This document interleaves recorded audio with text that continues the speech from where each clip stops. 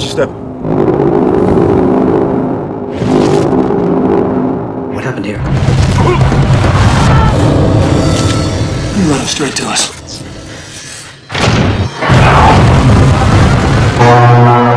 Di video kali ini saya akan menceritakan alur cerita dari film yang berjudul The Colony tahun 2013. Film ini menceritakan tentang sebuah koloni atau sekelompok orang yang mencoba untuk mempertahankan kelangsungan hidup umat manusia dari kepunahan zaman es.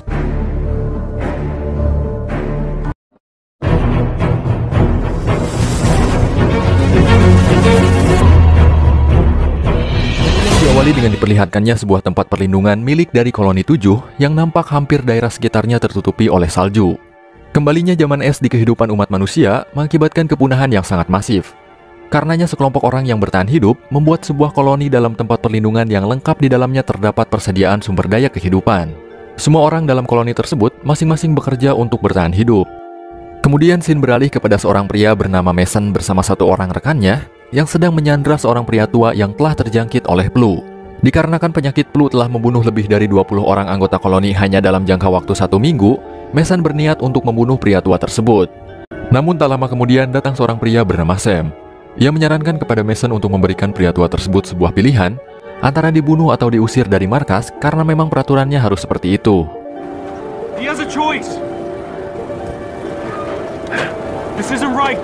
Ketika mereka berdua sedang berdebat, si pria tua yang merasa sangat ketakutan itu pun mencoba untuk melarikan diri dari sana. Namun sayangnya Mason terlalu ingin bermain hakim sendiri, hingga akhirnya ia pun membunuh pria tua tersebut. Sam yang tidak terima dengan apa yang telah dilakukan oleh Mason, pergi untuk melapor kepada pemimpin koloni 7 yang bernama Briggs. Setelah itu, Briggs menemui Mason untuk memperingatkan bahwa dirinya harus menaati peraturan yang telah dibuat demi untuk keadilan seluruh anggota koloni. Namun Mason justru malah bersikap keras kepala dengan mengatakan bahwa tindakannya adalah benar karena orang yang telah terjangkit flu harus segera dibunuh sebelum penyakitnya menyebar. Padahal seharusnya, orang yang telah terjangkit flu berhak untuk dikarantina dan apabila kondisinya malah memburuk, maka pengeksekusian atau pengusiran akan dilakukan sebagai jalan terakhir.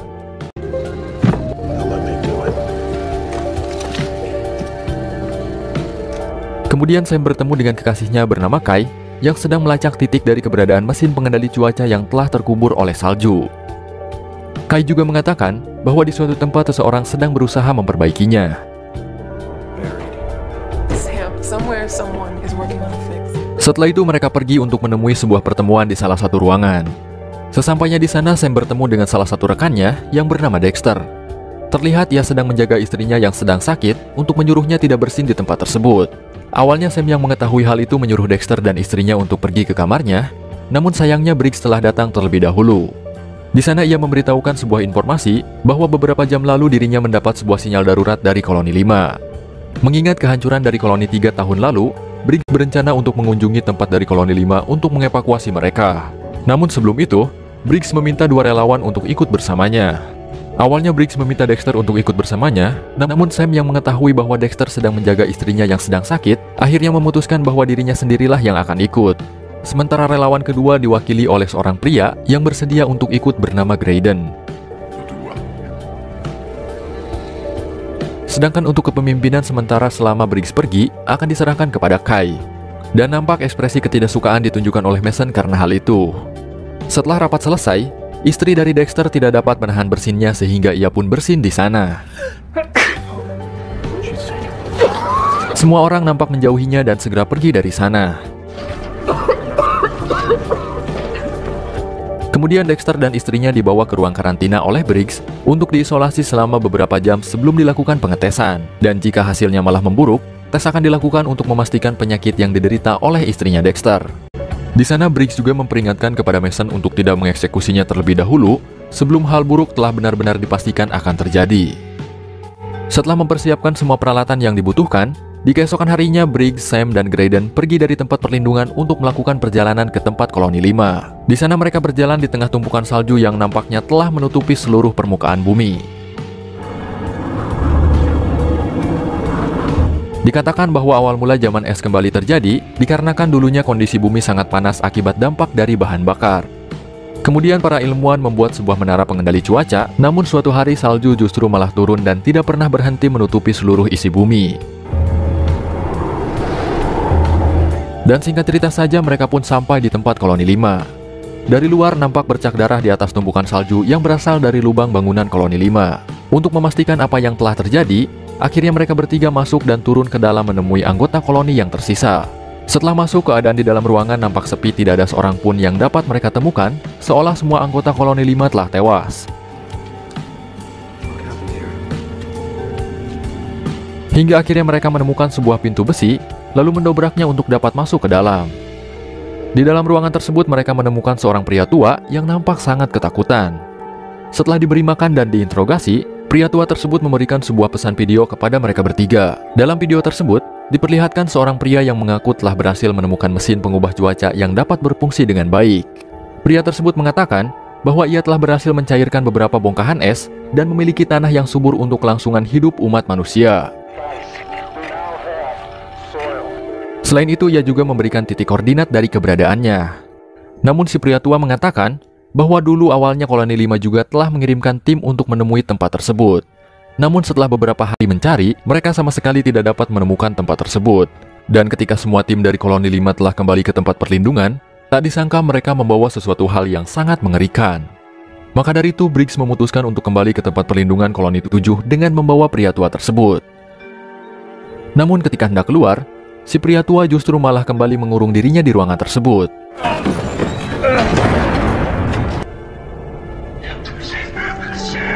Dan ketika sedang berjalan ke arah luar, mereka mendengar suara ketukan yang sangat keras di salah satu ruangan.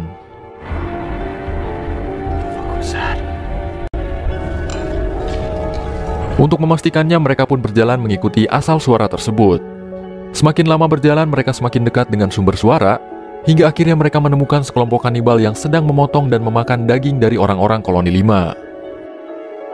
Dan itulah yang menjadi alasan dari ketakutan si pria tua sebelumnya akan sesuatu hal yang sangat mengerikan, yaitu sekelompok kanibal yang telah menghabisi koloni 5. Mengetahui keberadaan mereka bertiga, pemimpin manusia kanibal dan para pasukannya tersebut langsung marah dan mengejar mereka. Namun sialnya Graydon malah terpisah dari Briggs dan Sam, lalu tak lama setelah itu,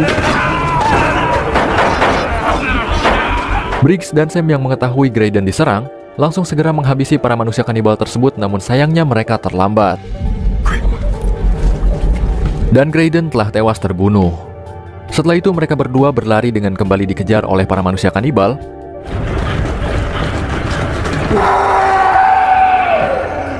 Hingga akhirnya mereka pun berhasil keluar dari sana. Setelah keluar, Briggs menyalakan dinamit untuk menghancurkan bangunan koloni 5 agar para manusia kanibal tersebut dapat tewas terbunuh di dalamnya.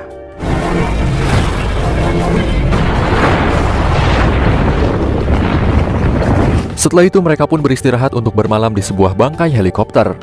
Di dalam bangkai helikopter tersebut, Briggs mengatakan bahwa para manusia kanibal yang menyerang mereka adalah orang-orang kelaparan yang putus asa tidak ada jalan lain dalam hidupnya selain menjadi monster.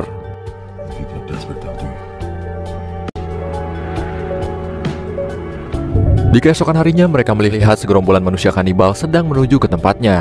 Ternyata mereka mengetahui keberadaan dari Briggs dan Sam dikarenakan mengikuti jejak kaki mereka yang terpapar di atas tumpukan salju.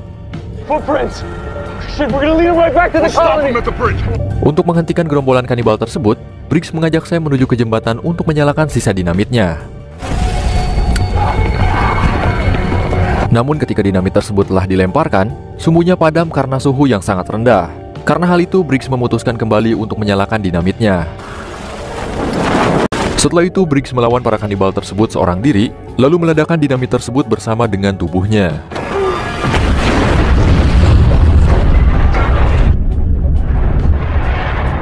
Efek dari ledakan berhasil mematahkan jembatan dan sebagian manusia kanibal, kecuali pemimpin mereka bersama sebagian lainnya.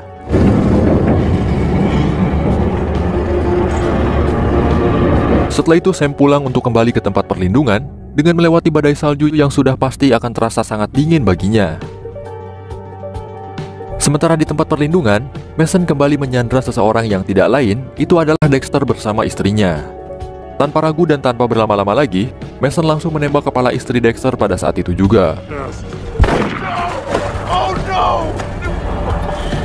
Dan tak lama kemudian, Kai datang lalu beradu mulut dengan Mason.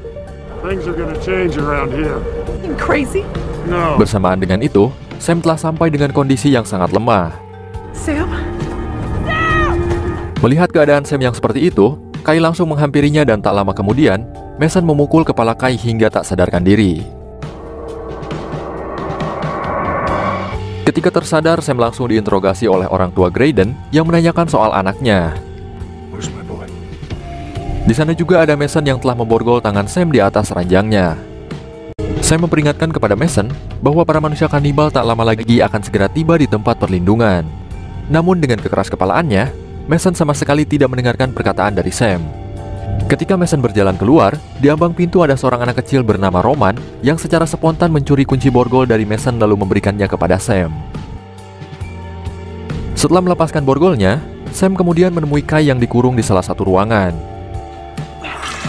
Dan setelah terbebas, mereka berdua pergi ke ruang kerja Kai untuk mencari koordinat dari tempat yang telah dibicarakan oleh pria dalam video sebelumnya. Awalnya Sam tidak menemukan apa-apa, namun setelah dilihat ke segala arah, akhirnya Sam menemukan apa yang sedang ia cari, yaitu tempat mesin pengendali cuaca. Kemudian mereka berdua bergegas mengambil persediaan untuk di perjalanan. Dan ketika hendak keluar, mereka tertangkap basah oleh Mason dan beberapa orang rekannya.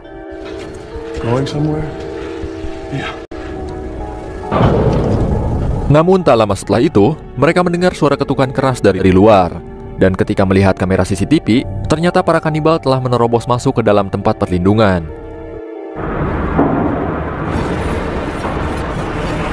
Kemudian mereka semua bergegas untuk menghentikan para kanibal tersebut di sana. Satu persatu anggota koloni berhasil dibunuh oleh para kanibal, termasuk Mason yang ikut diserang dan terkena tusukan di perutnya oleh salah satu dari mereka. Dan pertarungan pun terjadi di sana.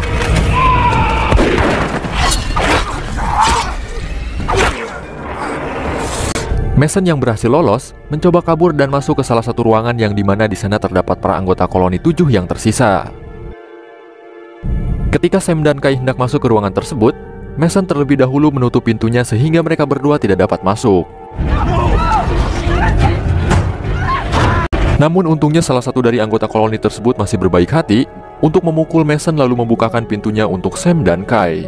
Salah satu manusia kanibal berhasil masuk ke dalam ruangan, namun berhasil dibunuh oleh Kai.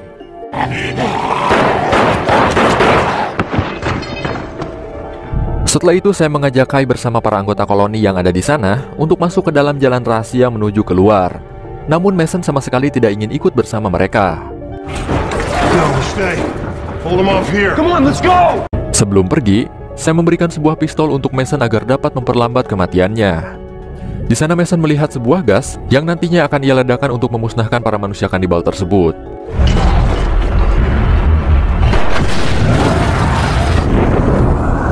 Dan setelah diledakkan, si pemimpin kanibal terpental masuk ke dalam jalan rahasia yang mempertemukannya dengan Sam. Tidak ada jalan lain bagi Sam selain menghadapinya di dalam sana.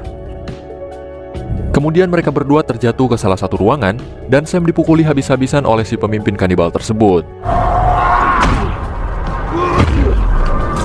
Namun seperti biasa, karakter utama selalu kalah di awal. Sam menemukan sebuah tongkat, lalu ketika ada kesempatan ia pun langsung memukuli si pemimpin kanibal tanpa rasa ampun.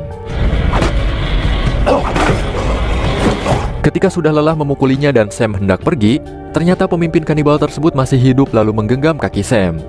Namun tak lama setelah itu Sam berhasil membunuhnya dengan membelah kepalanya menggunakan sebuah pisau daging hingga dapat dipastikan tewas.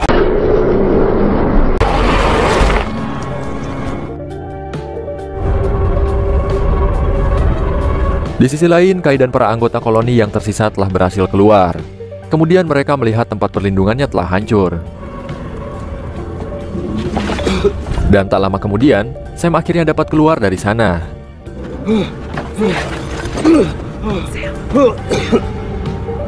Setelah itu mereka semua pergi berjalan kaki dengan energi yang mereka miliki untuk menuju ke tempat mesin pengendali cuaca yang jaraknya cukup jauh dari sana. Dan setelah itu,